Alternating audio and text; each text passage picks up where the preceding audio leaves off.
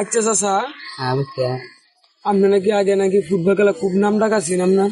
এই রে একটা কথা মনে হয়ে দিছে। এ আগের যুগে যখন আমি খেলতাম কিন্তু বিরাট প্লেয়ার আছে মনের তো বলা নাকি তা খেলে 2 মিনিট ধরতে তার না পাওয়া যায়। আমি যখন খেলতাম মানে এমন খেলা খেলতাম, আমার একদিন ডাক দিছে ময়মনসিং লিগো। আমার কিন্তু বিরাট নাম ডাক আছে বাংলাদেশ। ওই করে নামাজটা করে আড়া ধরলাম, একটা গেছি 12:30টার সময় দেহাই উঠতে হচ্ছে। ওরার পরে এই যদি মানুষের গুলির স্পিডে দৌড়ে যা সন্ধ্যার আগে দেখাত না। আর আমি কি কি পরিমাণ ছুটে গেছি, এসব তত গাড়ি ঘোড়ার হতো নাই।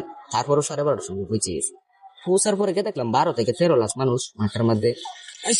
হ্যাঁ সর্বনাশ। তে এতগুলা মানুষ যখন আমি মাঠের মধ্যে নাই মরলাম, মাঠের মধ্যে নাই মরতে জনগণ একটা শিক্ষা দিলি বিশাল কিছু ফেলছে তারা। এখানে কেয়ারিটা মেসির মাঠও 6 জন মানুষ। তে আমি মাঠও নামার আগে 500-700 কলসি পানি গায়ে লইতাম।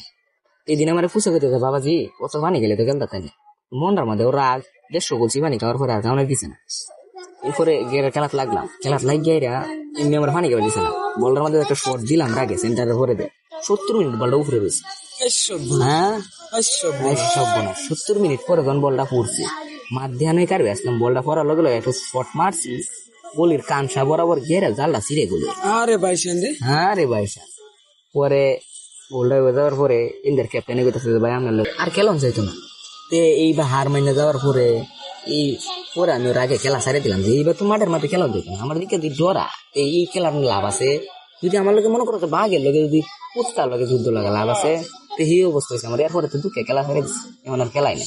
এক সময় খুব নাম ডাকাছিল আমার খেলা। আপনার বিরাট নাম ডাকাছেন আগে। হ্যাঁ বিরাট নাম ডাকাছি।